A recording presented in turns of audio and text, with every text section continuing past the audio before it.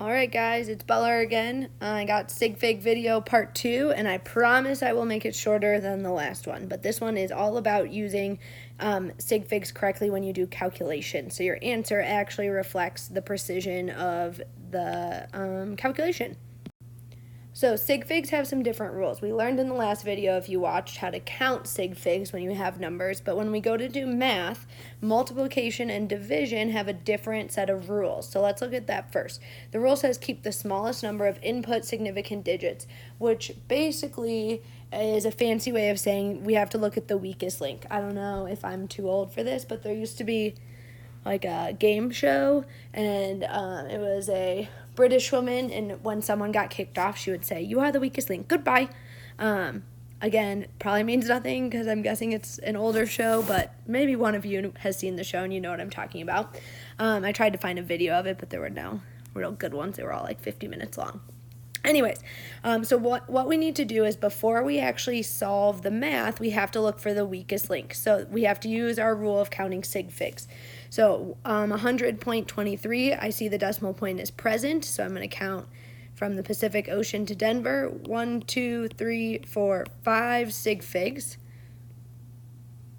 in this number. And then we want to divide that by 5.22. Well, decimal point is present, so I count this way. 1, 2, 3. 3 sig figs. So our weakest link is 3 sig figs, which means our answer can only have 3 sig figs. So I got my handy calculator. When I take 100.23 divided by 5.22, I get 19.20114943. I hate when kids write that on their paper. Ugh, brutal. What we need to do now is use our rounding rules, because our answer, that's ridiculous, can only have 3 sig figs, not all of those digits. So I look, well, there's the 3 I want, 19.2. We look 1 past at the 0. Does 0 round something up or down? We know it rounds it down, so my final answer is 19.2. All right, next one. I want you to try, pause the video, and then you can check your answer. All right, so hopefully you got 190 as your final answer. The reason it is only 190 is because our answer is limited by the weakest link, which only had 2 sig figs. So my answer could only have 2 sig figs. Here's 2 more for you to practice. So pause the video, try these, and hopefully when you check your answer, you are correct. All right, check your answers. I got 3 sig figs in my first answer, so 0.00839. Remember, leading zeros are not significant, those out in front. And then for letter B, I got 240 point. Okay, so that's a little weird. Note my answer needs 3 sig figs based off this first guy here. He is my weakest link. And I got from my calculator 240.17, blah, blah, blah, blah, blah. Well, 3 sig figs is the 240. We know 0.1, that 1 rounds down, so we get 240. Well, there's a difference between 240 and 240 point.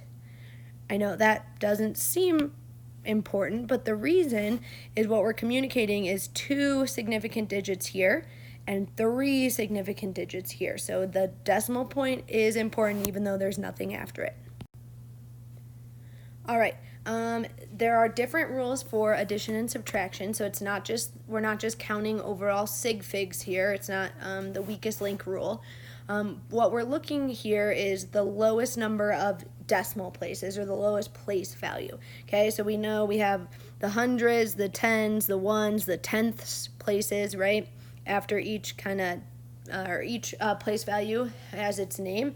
I'm actually going to say like 1 spot past the decimal, 2 spots past the decimal, mostly because I think on a video it's hard to hear the difference between tens and tenths, right? I have to like really emphasize it. So just keep in mind, I'm talking about decimal places. So if we look here, I notice that this guy goes 1 spot past the decimal. This guy goes 1 spot past the decimal. This guy goes 2 spots. So I'll say 2 spots, 1 spot, 1 spot. What this means is past the decimal, my answer has to go 1 spot, because the smallest or the lowest decimal places is these guys with just 1. Okay, so I'm going to plug this in my calculator. 212.2 plus 26.1 plus 402.09, and I get 640.39. Well, I know my answer can only go one spot past the decimal, so we look beyond that to round, so I get 640.4 because the 9 rounds the 3 up. There's my final answer. Okay, same rule applies with subtraction. 3 spots past the decimal, 4 spots past the decimal, so why don't you try that? We'll check answers. Pause the video. Hopefully in your calculator you got 0.42, but notice we have 3 spots past the decimal, 4 spots. My answer needs 3. Right now we only have 2, so we have to put a placeholder there. 0.420 is my final answer with the correct number of sig figs. All right, here's a word problem. An overseas flight leaves New York in the late afternoon and arrives in London 8.5 hours later, 8.50 hours later. The airline distance from New York to London is about 5.6 times 10 to the third kilometers. What is the average speed of the plane in kilometers per hour? Whoops, sky. So kilometers per hour is basically the same thing as kilometers, the distance divided by the number of hours. So we're doing division. Well, do we have kilometers? Yes, we know the plane traveled 5.6 times 10 to the third kilometers. Notice I'm keeping my units. And then it took the plane 8.50 hours. Okay, do you feel like it's necessary to write that 0? Maybe not, but I think it is because that's going to help us find sig figs, right? So don't lose placeholders because those are important, or don't lose significant figures when you set up your equation. So we're going to just divide the top by the bottom. Let's count sig figs first. So remember the rule for scientific notation. We're going to plug that times 10 to the third into our calculator, but it's not significant. So here I see 2 sig figs, and on the bottom, that 0 is significant, 3 sig figs. All right, so my final answer, this is a division, so we're looking for the weakest link. And that is going to be 2 sig figs, which means my answer needs 2 sig figs. So in my calculator, 5.6 times 10 to the third divided by 8.50 gives me 658.8235. I'm going to stop writing there, okay, because we only need 2 sig figs. That's clearly more than 2. So I look here. There's my 2, the 6 and the 5. 8 rounds a number up, so we get 6. I need a 0 as a placeholder because clearly 658 rounds up to 660, not to 66. And then we put kilometers per hour. Another appropriate answer is, if I move this decimal point 2 spots, 6.6 times 10 to the second. And notice my unit, kilometers per hour. Kilometers on top divided by hour, nothing canceled, so I keep both in my final answer. All right, I would like you to read this one and try it. It's going to use a different rule than the multiplication division. Look for adding here. So pause the video, read the question, try it, and check back in. All right. So I added these 2 numbers. Just a reminder, this looks like multiplication, but it's just scientific notation. So I'm crossing it off. You need to include it because really what this is saying is it's 230 plus 4,300, right? That's really what's going on here. So we need to include those in our calculation, but they don't mess with sig figs. Like, I'm not using multiplication, so to speak. We're just moving the decimal 2 spots and 3 spots. Anyways, when I add these, I want something at the end that gives me 1 spot past the decimal. So when I just plug these in, 230 plus 4,300, I get 4,530, but I need 1 spot past the decimal. So I can put 0.0. Okay, my other option, really the appropriate thing, is to put this back into scientific notation. So what I'm going to do is I'm going to take 1, 2, 3, so I get 4.5300 times 10 to that, what did I say, 1, 2, 3, 10 to the third. And now I want my answer here to be 1 spot past the decimal. So 3 rounds of 5 down, so I get 4.5 times 10 to the third, and the unit here is grams because we're adding grams plus grams. All right, in this question we have a gold coin that was measured 3 times. Here's the first measurement, the second measurement, and the third measurement, and they have an average. So we know to find an average,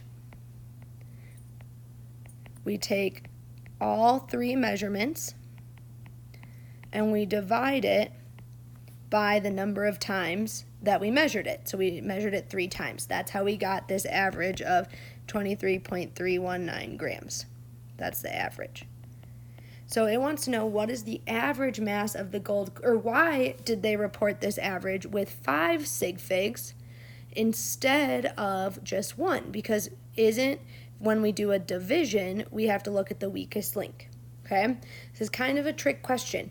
If you remember back to the counting sig figs video, I said that definitions and counting numbers they have an infinite number of sig figs. That's my infinity sign. So really what we're doing here is we are looking at an addition on the top, 3 spots past the decimal, and yes, we are dividing by something with 1 sig fig, or what looks like 1 sig fig, but that's a counting number. I'm counting the number of times I weighed the gold coins. If I'm counting the number of apples I have, those things are said to have an infinite number of sig figs. So really, to get this average, we're just paying attention to the 3 spots past the decimal, the rule for addition. So the last thing is, what do we do if they're mixed? What if we have like multiplication and subtraction and division all in the same problem? So you're going to do the same order of operations that we do in math. It's please, oops, I want my pen. Please excuse my dear Aunt Sally. Let's see if I remember what all of this stands for. Parentheses, exponents, multiplication, division, addition, subtraction. That's the order we're going to do things. And every time we do these things, we are going to pay attention to sig figs. Okay, so I would like you to use what you know from math of please excuse my dear Aunt Sally, and the different sig fig rules, weakest link for multiplication and division, and then the decimal places for addition and subtraction. Just try these and let's see if we get the same answer. All right, I did the first one. So I did my parentheses on the top first. It's a multiplication inside the parentheses, so I saw that there's 4 sig figs and 3 sig figs. My weakest link is the 3 sig figs, so my answer on the top has to only have 3. So I rounded that and I got 18.6. Okay, I rewrote the bottom, so now I'm going to deal with the parentheses on the bottom. That's a subtraction, so I'm looking at the place value. Each goes to 1 spot past the decimal. So when I subtract, my answer can only go 1 spot past the decimal. And then my last step is a division, and so division, we're looking for the weakest link. The top number has 3 sig figs, the bottom has 2 sig figs. The weakest link is 2 sig figs. I got 11.625 in my calculator. Well, I just needed the 11 and the 0.6 because that 6 will round up, so my answer is 12 with the 2 sig figs. Try the bottom one. Let's see if we get the same answer. All right, one thing to note about this is that times 100, this is a percent error calculation. So that times 100 is actually to make the answer a percentage at the end. So when you multiply something by 100 to make it a percent, think of that as an infinite number of sig figs. So really, I'm doing my top subtraction, giving me 3 spots past the decimal, then my division, which limits me now, the weakest link is 2 sig figs, and then at the end, I just multiply it by 100. So, and I put the percent sign to remind myself. So 0.22, there's my 2 sig figs. Hopefully you guys are feeling good about doing multiplication and division with sig figs.